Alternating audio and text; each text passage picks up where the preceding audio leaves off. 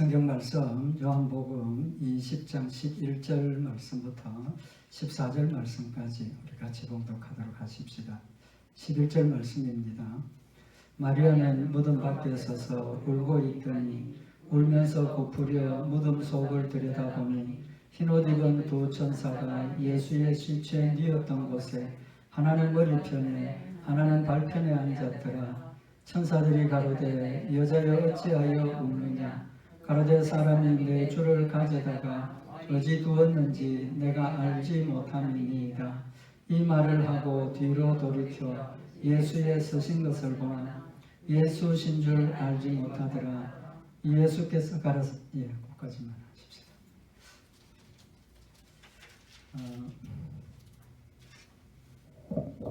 우리 오늘 부활주일 예배입니다. 예수님께서 우리를 대신해서 십자가에 못 박혀 죽으시고 부활하셔서 우리에게 생명을 주시고 또 승리케 하시는 축복을 주신 날입니다. 우리 오늘 이 본문 말씀은 막달라 마리아가 안식 후 첫날 무덤에 찾아가서 예수님을 만나게 되는 내용을 기록을 하고 있습니다. 근데 마리아가 예수님을 찾아간 목적이 부활하신 예수님을 찾아간 것이 아니라 죽어 장사되어서 무덤에 계시는 예수님을 찾아간 겁니다. 그래서 안 해도 될 일을 했습니다. 뜨거운 사랑으로 예수님을 섬기고 또 아꼈던 그 마리아가 안 해도 될 일을 한 거죠.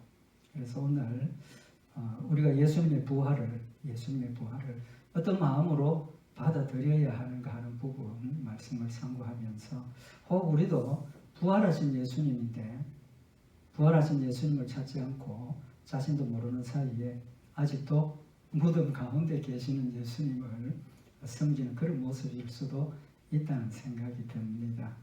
우리 오늘 이 말씀을 통해서 정말 부활하신 예수님을 우리는 마음에 모시고 어떻게 신앙생활을 해야 되겠는가 하는 부분 말씀을 상고를 하도록 하십시다.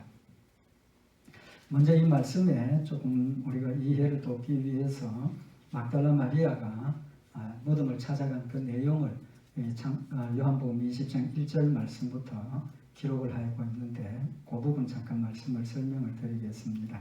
1절에 보면 안식 후 첫날 이른 아침 아직 어두울 때에 막달라 마리아가 무덤에 왔습니다. 돌이 무덤을 막아있던 그 돌문이 옮겨진 걸 본 거죠. 그래서 막달라 마리아가 놀라서 베드로와 요한 제자들에게 찾아갑니다. 그리고 내가 무덤에 가보니까 무덤 문이 열렸더라. 베드로하고 요한하고 같이 막달라 마리아와 함께 다시 무덤으로 가는 거죠. 무덤에 가서 들여다보니까 빈 무덤입니다. 빈 무덤이라서 베드로와 요한은 돌아갔습니다. 만약에 그들 마음속에 예수님께서 내가 사흘 있다가 부활한다라는 말씀을 기억을 했다면 어떤 반응을 보여야 됩니까? 빈 무덤을 보고 예수님 살아나신다 하셨는데 무덤이 비었는 걸 보니까 진짜 살아나셨나? 뭐 그런 생각을 하는 게 정상이었겠죠. 근데 그런 생각을 못하고 돌아간 겁니다. 그 마리아는 여전히 그곳에 남아 있었습니다. 왜 남아 있었습니까? 예수님 시신이라도 찾아야 된다는 거죠. 예수님 시신이라도 찾아야 되겠다는 마음에 그게 오늘 우리 같이 봉독한 11절에 보면 무덤 밖에 서서 울고 있었다는 겁니다. 울다가 무덤 속을 이렇게 들여다보니까 흰옷 입은 두 천사가 예수님 누워있던 머리맡에 발편에 앉고 하나는 머리편에 앉고 두 사람 그렇게 있는 걸 보고 천사가 마리아에게 너 왜 우느냐 물었죠. 그러니까 마리아가 뭐라고 대답을 합니까? 내 주를 가져다가 어디 두었는지 내가 알지 못합니다. 예수님 시신을 찾아야 되겠는데 예수님 시신이 없다는 겁니다. 왜 거기까지 왔느냐 하면 유대인들의 장례 습관이 장례를 치르고 사흘 뒤에 다시 이제 그 향유를 몸에 바르는 이제 그런 풍습이 있다고 합니다. 이제 그래서 준비를 해서 왔는데 시신이 없으니까 아무것도 못하고 있는 거죠. 그러다가 뒤를 돌이켜 보니까 예수님이 부활하신 예수님이 서 계셨다는 겁니다. 근데 마리아가 못 알아봤죠. 못 알아봤습니다. 근데 예수님께서 여자여 어찌하여 울며 누구를 찾느냐 물었습니다. 여자여라고 호칭을 했습니다. 마리아여가 아니고 여자여라고 호칭을 했죠. 마리아가 동산직인 줄 알고 주여 당신이 옮겨갔거든 어디 두었는지 내게 이르소서. 그리하면 내가 가져가리이다. 그러면 시신 여기 있던 우리 예수님 시신 어디 갔든지 가르쳐주면 내가 수습을 하겠다. 그때 예수님 뭐라고 말씀을 하십니까? 마리아야 마리아야 라고 부르시죠. 그 음성에 마리아가 예수님인 것을 알아보고 선생님 이제 그렇게 되는 겁니다. 이제 말씀드린 것처럼 마리아는 부활하신 예수님을 만나러 간 것이 아니라 산자를 죽은 자 가운데서 찾았기 때문에 부활하신 예수님을 보았지만 처음에는 못 알아보고 마리아라고 부르실 때 알아봤다는 거죠. 그래서 마리아는 만약에 부활하신 예수님을 기대하고 갔다면 빈무덤 보고 전에도 말씀드린 것처럼 정말 예수님 부활하셨나 기쁨과 감사 또는 어떤 그런 희망 이런 걸 가졌어야 되는데 그게 없었기 때문에 슬퍼 안 해도 될 슬퍼를 했죠. 예수님 시신이 없으니까 빨리 찾아야 되는데 울고 있었다는 거죠. 안 해도 될 일을 한 겁니다. 그 안타까운 심정과 또 그 사랑의 마음을 우리가 충분히 알 수 있다는 거죠. 그럼 마리아에 대해서 우리가 잠깐 생각을 하십시다. 이 막달라 마리아가 누굽니까? 성경에 보면 마가복음 16장 9절에 예수께서 안식 후 첫날 이른 아침에 살아나신 후 전에 7 귀신을 쫓아내어 주신 막달라 마리아에게 먼저 보이시니 그 오늘 이 말씀입니다. 예수님 부활하셔서 막달라 마리아에게 먼저 보여주셨다는 겁니다. 그런데 이 막달라 마리아는 7 귀신이 들렸던 사람인데 예수님께서 7 귀신을 쫓아내시고 정상적인 사람으로 만들어 주셨다는 겁니다. 그러니까 얼마나 고마웠겠습니까? 예수님에 대한 감사와 예수님에 대한 사랑 그런 마음이 넘쳤을 거라는 거죠.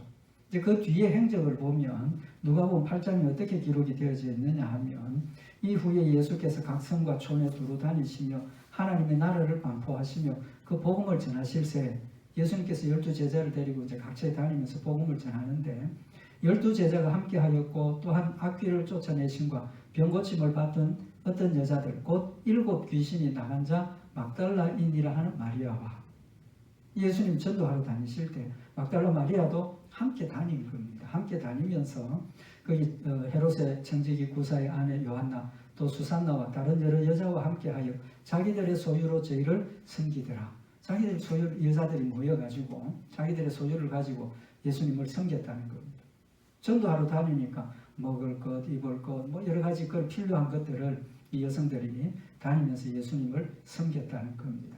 그러니까 얼마나 감사하고 고마웠으면 그들이 예수님 가시는 곳마다 같이 다니면서 예수님과 제자들을 섬겼다는 겁니다. 그의 사랑의 마음, 감사의 마음을 우리가 이해를 할 수 있죠. 또 마태복음 27장에 보면 예수님이 십자가에 못 박혀서 돌아가시는 내용이 기록이 되어져 있는데 예수님 운명하시는 그 순간에 거기에 막달라 마리아가 같이 있었습니다. 마태복음 27장 56절에 보면 그 중에 막달라 마리아와 또 야고보와 요셉의 어머니 마리아와 또 세베대의 아들들의 어머니도 있었더라.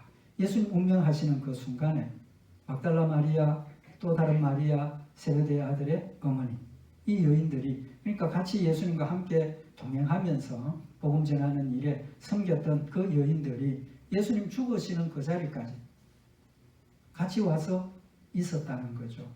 또 마가복음 15장에 보면 요셉과 니고데모가 예수님 장례를 치릅니다. 시신을 수습해서 장사를 치르는데 마가복음 15장 46절에 보면 요셉이 세마포를 사고 예수를 내려다가 이것으로 싸서 바위 속에 판 무덤에 넣어두고 돌을 굴려 무덤 문에 놓음에 때에 막달라 마리아와 요셉의 어머니 마리아가 예수 둔 곳을 보더라.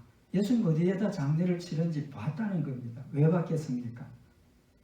오늘 나타나는 말씀처럼 사흘 뒤에 향유를 준비해 가지고 와서 예수님의 시신을 수습하기 위한 목적이 있었다는 거죠. 그러면 이 막달라 마리아는 처음부터 예수님 장례를 치르는 그 순간까지 계속 예수님과 함께 있었다는 겁니다. 함께 있었다. 그럼 그의 마음속에 하나님에 대한 사랑과 감사가 얼마나 큰가 하는 것을 우리가 충분히 짐작할 수 있다는 거죠. 그래서 정말 예수님을 사랑하고 또 감사하고 예수님을 따랐던 막달라 마리아였다는 겁니다. 그런데 오늘 처음에 말씀드린 것처럼 예수님의 무덤을 찾아간 막달라 마리아의 모습에서 하나님에 대한 사랑과 또 예수님에 대한 감사와 또 그의 헌신을 충분히 느끼고 볼 수 있었다는 거죠. 그럼 왜 무덤을 왜 찾아갔습니까?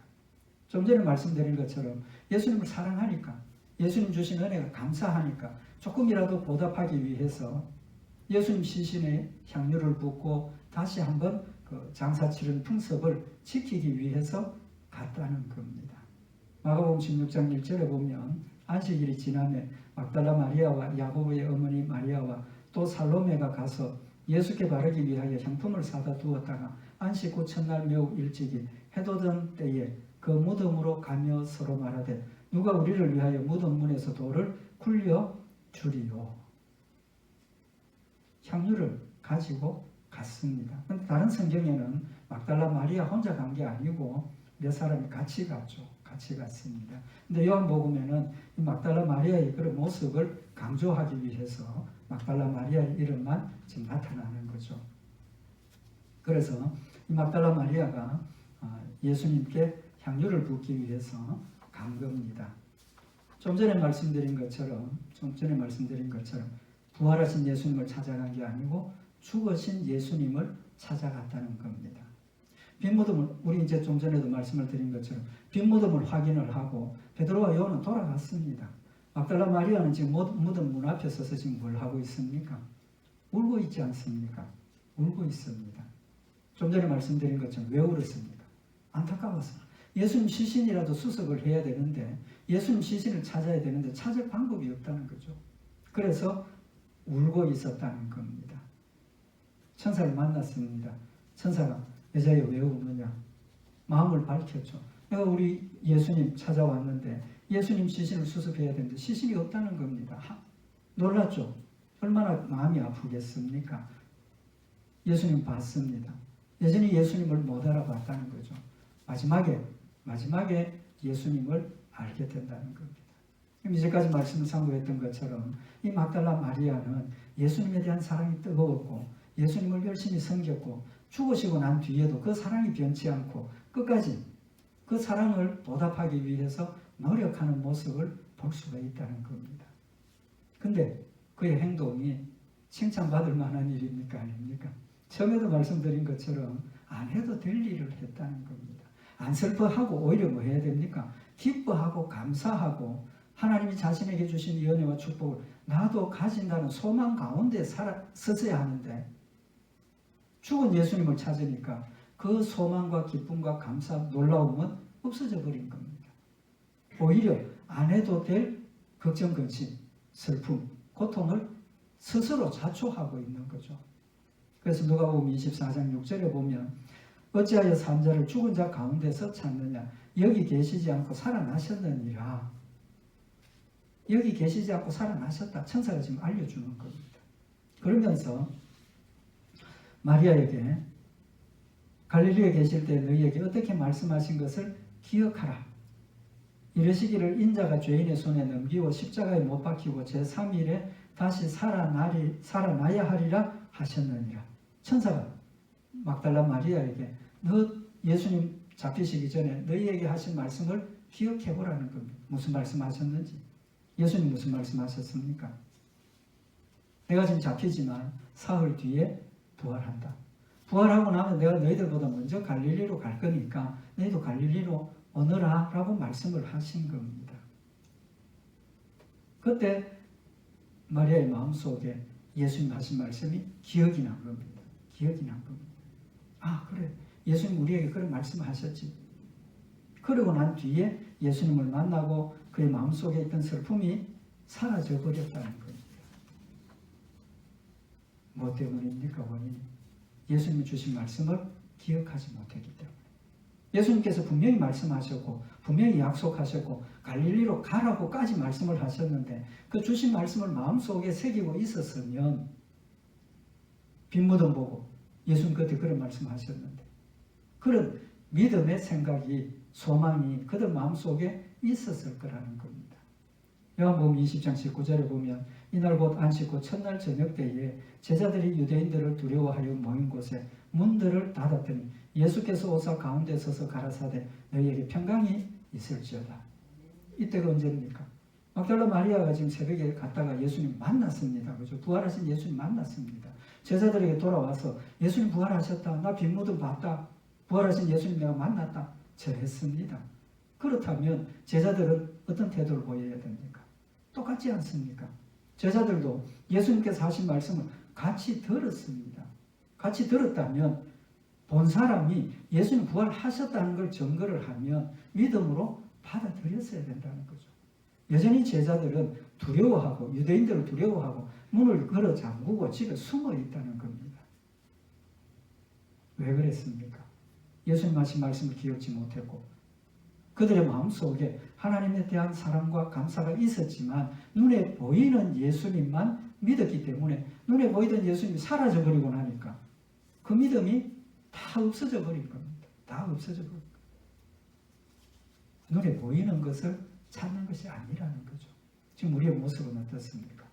하나님 우리에게 어떤 믿음을 요구하시느냐는 겁니다.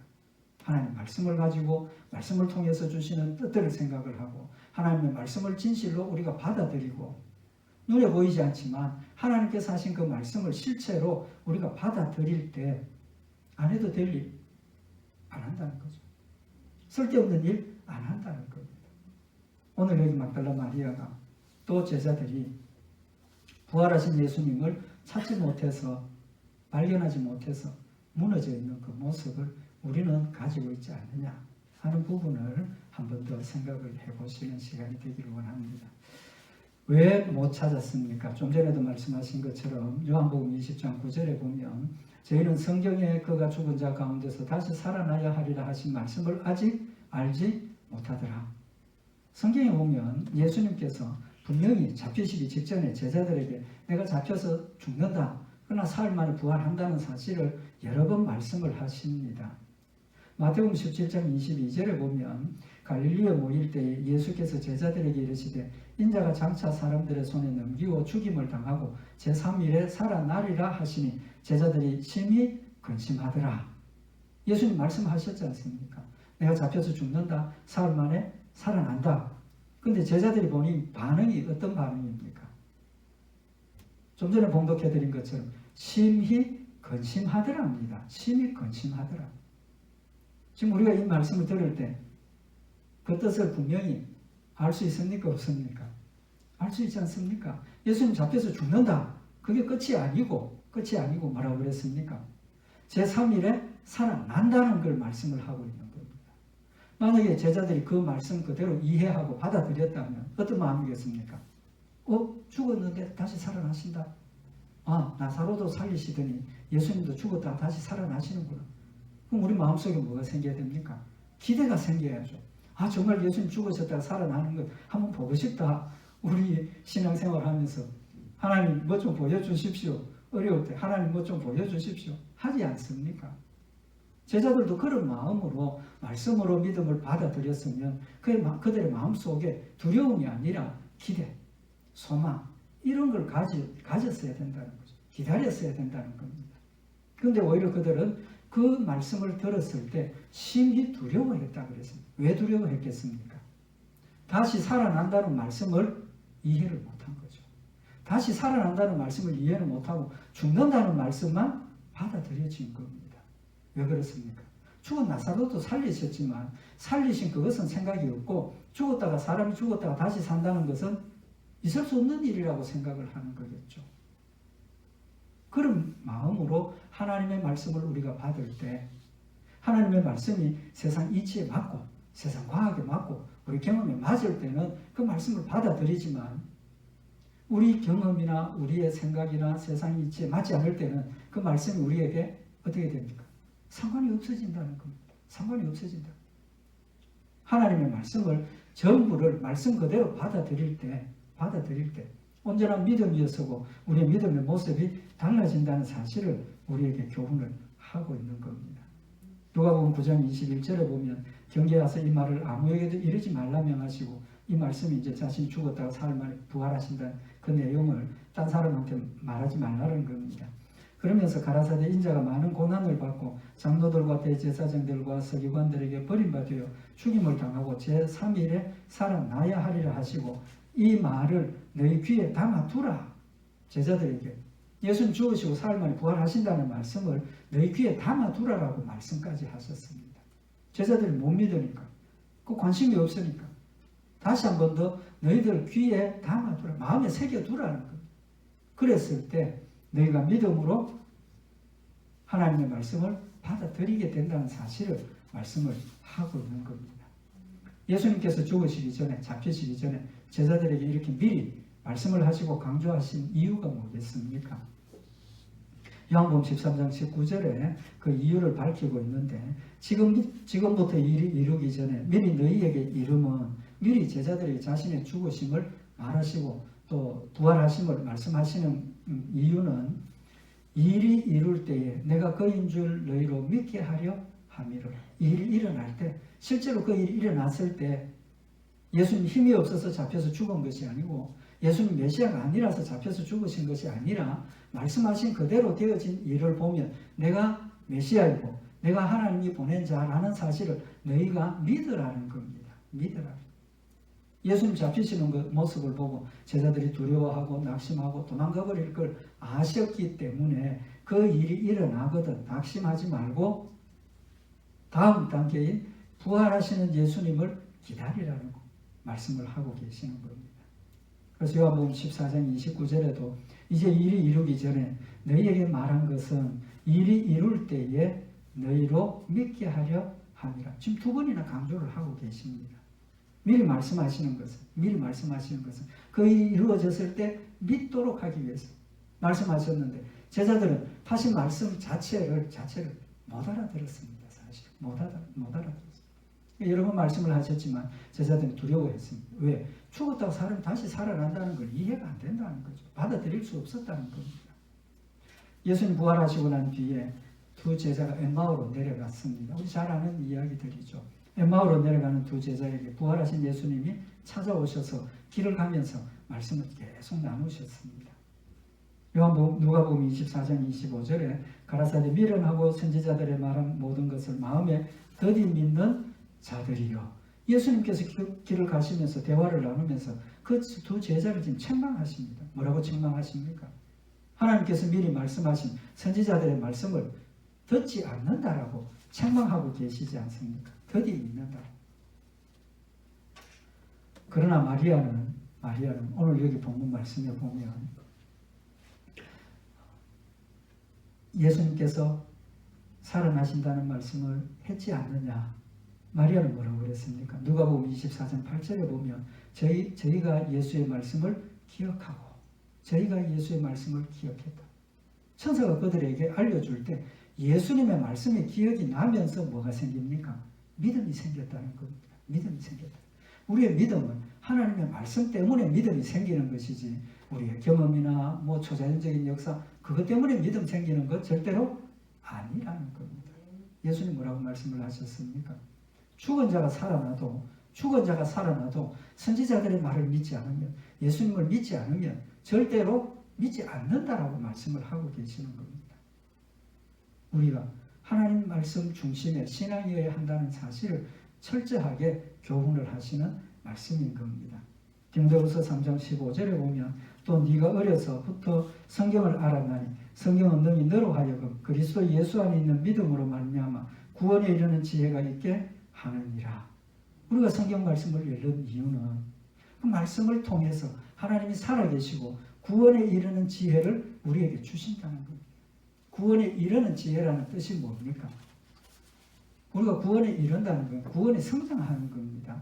예수 믿는 그 순간에 구원을 받았습니다. 그걸로 끝이 아니라 어린 아이와 같이 중생에서 갓 태어난 갓난 어린 아이가 말씀을 통해서 우리의 영의 사람이 점점 더 자라게 되고 성숙하게 되고 한 가지 순종하던 게 두 가지 순종하게 되고 믿음과 소망 때문에 상받는 것 때문에 순종하던 우리의 모습이 하나님을 사랑하게 되면 목숨까지도 내어놓고 죽음도 두려워하지 않고 하나님의 말씀을 위해서 순종하게 되는 그런 열매를 맺게 된다는 겁니다.